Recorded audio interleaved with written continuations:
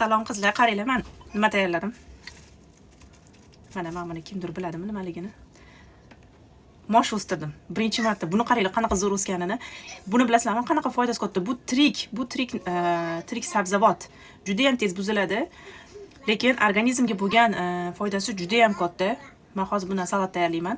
Qanaqa o'stirganim qiziqmi? Qiziq bo'lsa, plus belgisini qoldiring, uni ham videosini chiqaraman. Buning uchun bizga o'sha o'sgan mosh kerak bo'ladi. Sabzi, chesnok va piyoz va qolgani ziravorlar. Xo'p, mana qizlar, tayyor bo'lgan moshni mana shunaqa qaynab chiqqan suvga solamiz-da. Hozir men to'liq ko'rsatmayman. Shuni solasiz, 1 daqiqa qaynaganda ozgina yumshasa bo'ldi, unaqa ko'p qaynatilmaydi. Shuni 1 daqiqacha qaynaydi, sirazu suvdan olib, sovuq suvda chayib olasiz. Mana tayyor.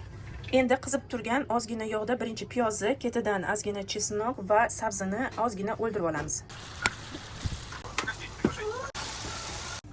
Mana endi buni ustiga qovurilmagan chesnok, achchiq qizilcha, achchiq shirini, ozgina shakar, tuz, ya'ni o'ziga bor nimalarimizni soldim, pripravamni va boyaga qorib olgan qaynoqqina massani hozir ustidan qo'yaman.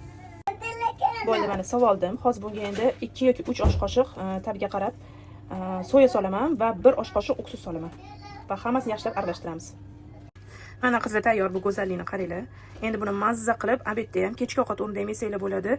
Oqsilga, vitaminlarga boy va nimalarga foydaligini yana video tagida yozib qoldiraman. Yaqiningizga belgilab, videoni albatta saqlab keting. Men sizni yaxshi ko'raman.